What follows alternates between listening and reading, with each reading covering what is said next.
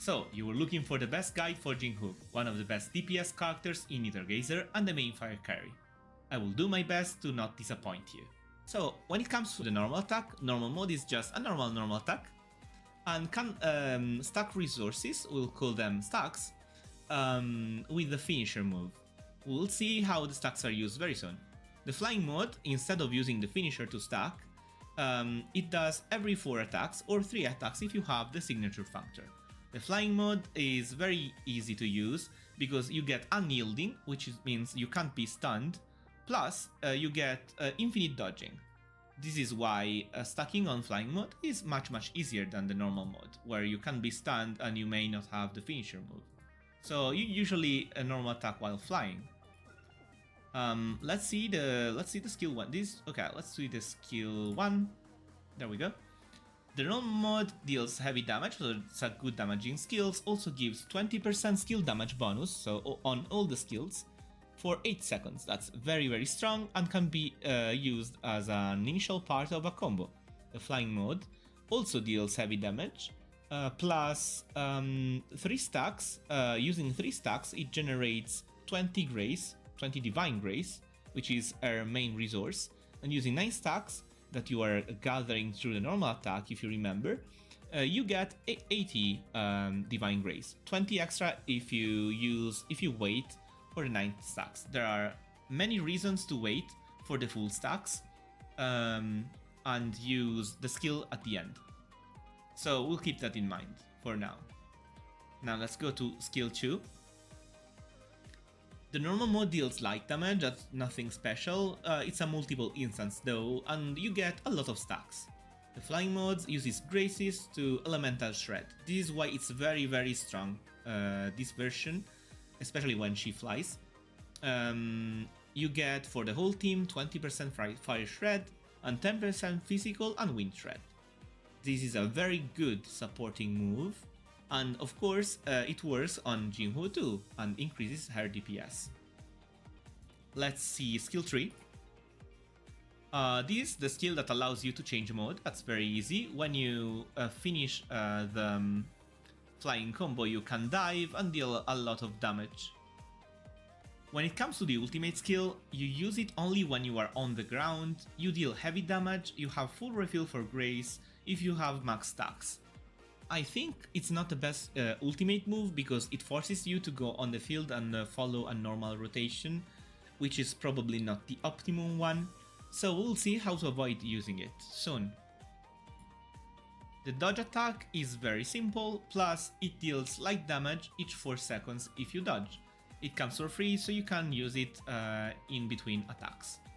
And that's everything we want to know about the skills, so let's go back to the game and show you something else.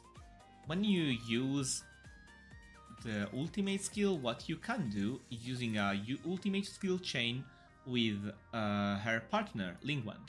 In that case, you deal more damage, plus you can use this ultimate skill while you are flying, which is a very good bonus. Also gives buffs, and plus 15% more fire damage for 12 seconds, that's very strong. That's another buff on top of the others. When it comes to sigils, they are not too hard to understand. The best set is 3 Acheron Obol and 3 Primordial Sun. Also keep in mind that the Obol are the even number and the Primordial Sun are the odd numbers. When it comes to the Obols, you have 3% attack increase each time you get Divine Grace, and crit damage 12% for each second when you expend it. So, and you can stack up to 3 times, so you can go 9% attack and 36% crit damage without any effort, because you do that in the kit, that's very easy to do. Primordial Sun gives 10% fire damage increase, plus 30% damage increase when a fire attack hits, which is always. So it's very strong. It's all are guaranteed buffs. When it comes to warps, things you can be very creative.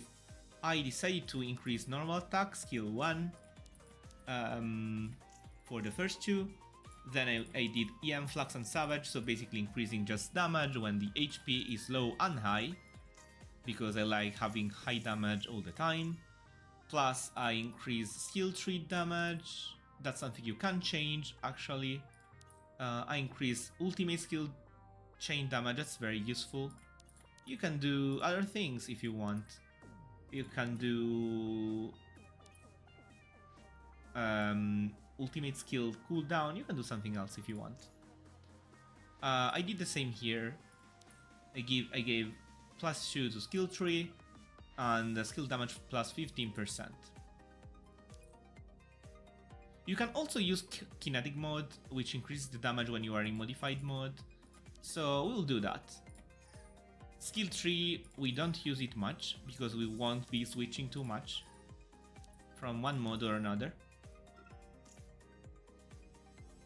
Let's talk about the red codes. Might. When you gain Grace, you can get up to 15% attack boost. It's a very good attack booster. Conjure gives you Grace regeneration, which can be useful. Plus you get plus 5% max elemental resistant shred on all resistant shreds from your base kit. It's okay. Spin gives you about 15% skill damage bonus, which is very good, of course. And that's the whole kit. Now we'll show you how it works during a fight. For this one, we'll just fight against the guild boss. We use the best in slot supports. Wu is here to take down evildoers. There we go. So the first thing we do is we approach, we dodge, we use the whole kit, as much of this as we can. Then we start flying. We are full stacks, we use the stacks with skill 1, then we use skill 2. We stack up.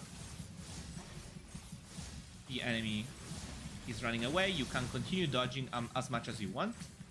We stack up again. We use the stacks, then use skill 2. Then use the ultimates, because we have them. Then use skill 2 again. Then use the stacks with skill 1. Then use skill 2 again. That's the rotation. Basically, when you see the grace going up, use skill 2. When you see the stacks going full, use skill 1. Skill 1. Skill 2. When you see ulti, you ulti.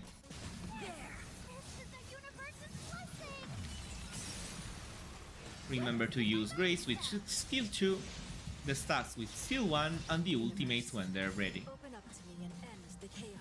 Skill 2, skill 1 now. Then we do skill 2 again, we dodge.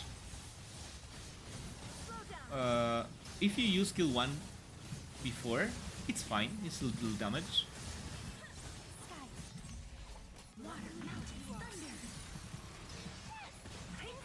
And that's it. You can improve, that wasn't a perfect run, but the rotation is very simple when you learn it. The damage is of course very impressive, that's 12 million damage compared to the others, which are just supports. What do you need from me? And I think this is everything we need to know about Jinwu. There are a lot of nuisance we can see, especially when it comes to team fights and the best in slot team. I will soon make guides for the other 2 characters, and then we'll make a team guide that will detail the fights for the team. For now, that's everything you need to know about Jinwu. I hope you have fun with her, find the characters that can support her. I will show you the ways that you can use her with many teams. She's a very strong fire carry, she's a must pull when she's around, so if you don't have her and you find her banner, of course, keep in mind she can really carry very hard for you, and it's very easy to use.